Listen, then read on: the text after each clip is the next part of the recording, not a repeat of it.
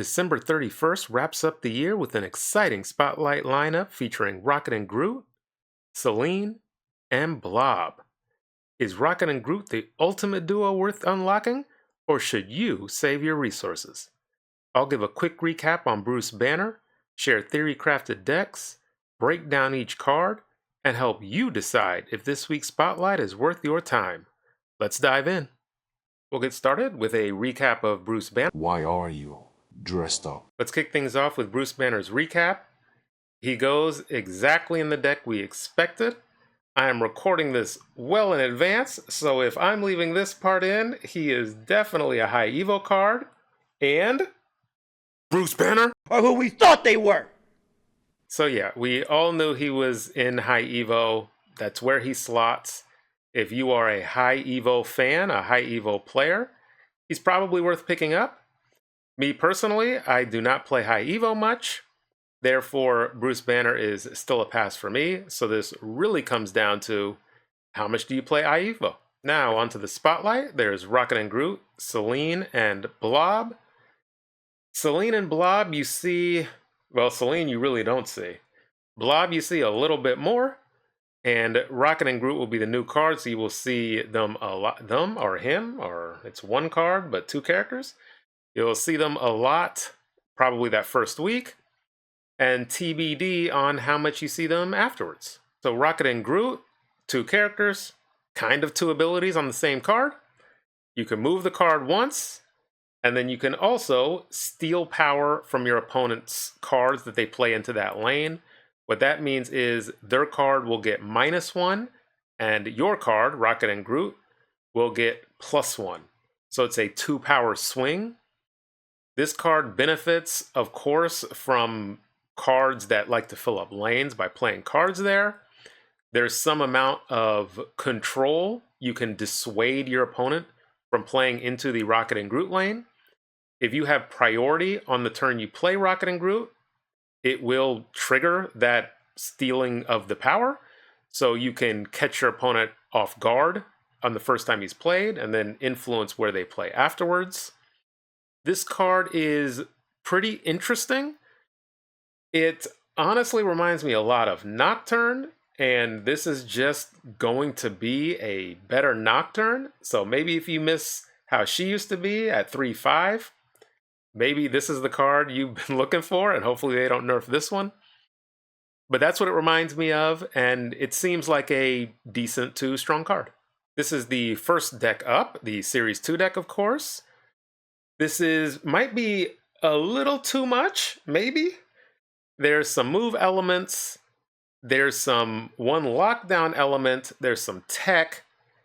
And Angela, because you have movers, you can play into Angela's lane.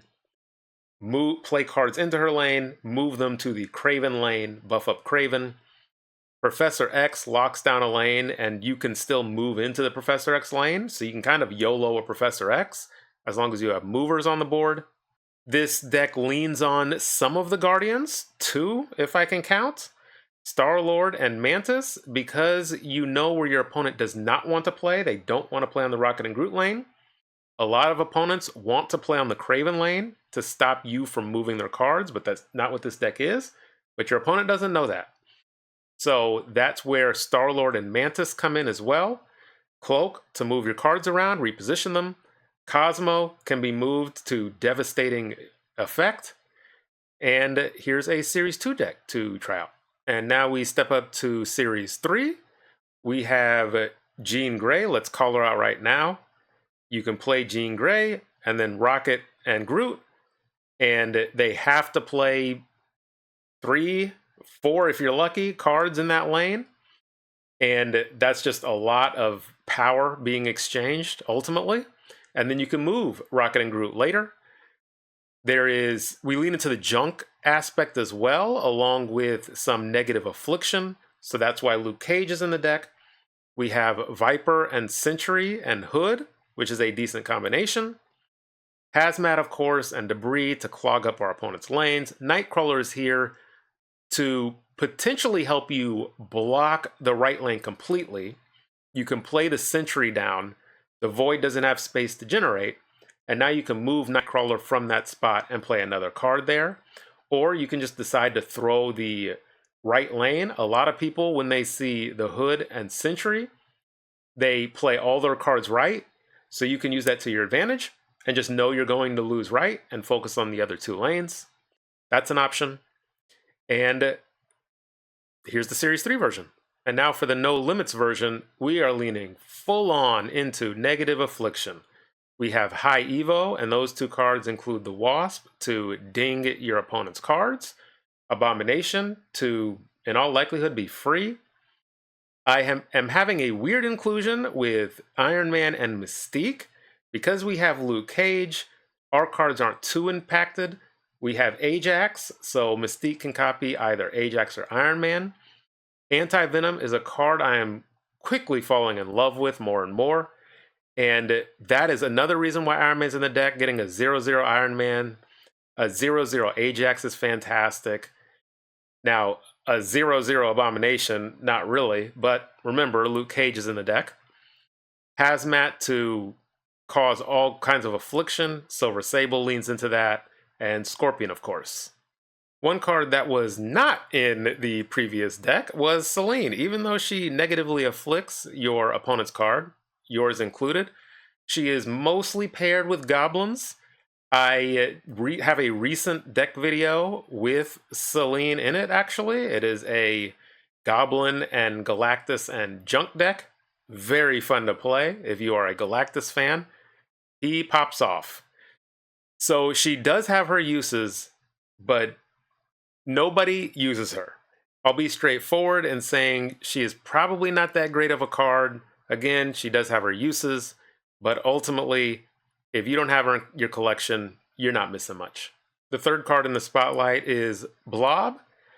He has his uses, and I think he's overall a good card. You can put him in a Thanos deck. He's also in just a general big card deck. If you have something like Sasquatch and Mockingbird, some type of hybrid zoo-ish type deck. If Mockingbird and Sasquatch or Scar, or whoever you have in that deck, stays in your deck, then Blob, of course, just likes to absorb all of that power. Overall, Blob is a good card, depending on the decks that you like playing. But overall, he is a nice addition to your collection. Will Nerd Dynamite be unlocking Rocket and Groot? Before I get to that, one thing I want to start calling out is replaceability. How replaceable is a card?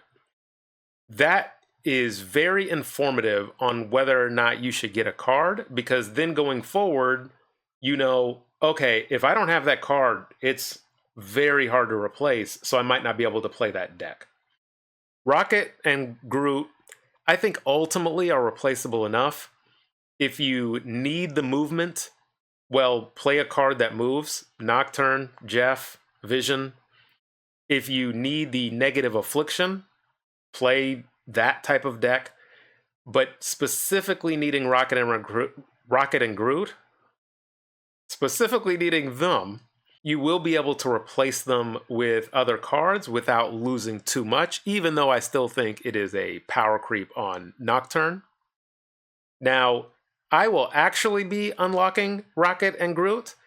Under normal circumstances, I would not, but one of my viewers, maybe a month or two ago at this point, requested, I don't know how time works, requested that I create a Guardians deck. So I did, and I've been sitting on it, and I think it's a pretty good deck, but I've been holding on to it because I figured, why not time this up with Rocket and Groot coming out? The 12th card in that deck, I can't recall it off the top of my head, is very replaceable. So I can easily slot in Rocket and Groot for that card.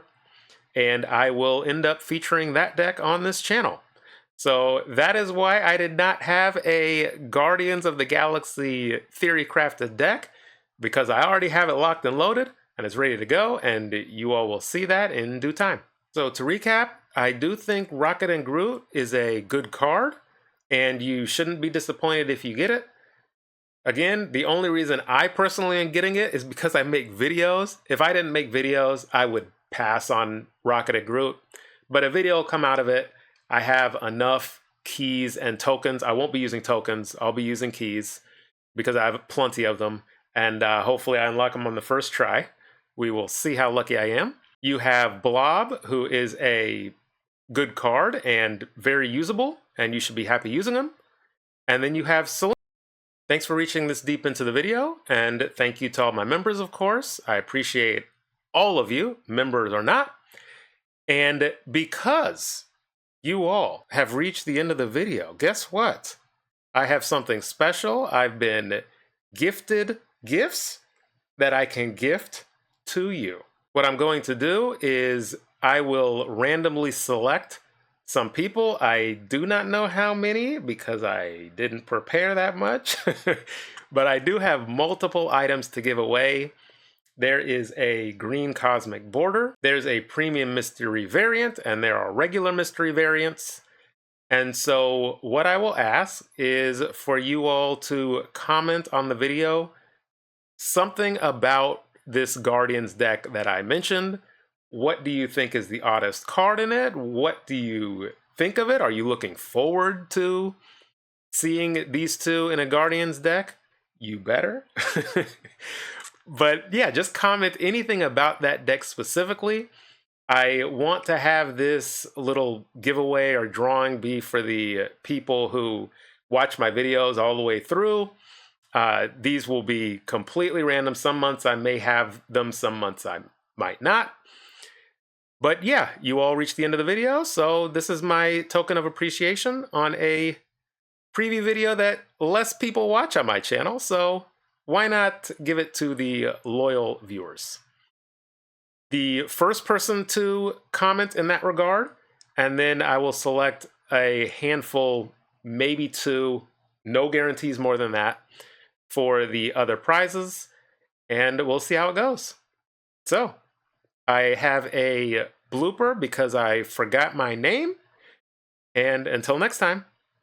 So we'll nerd but not... What's my name?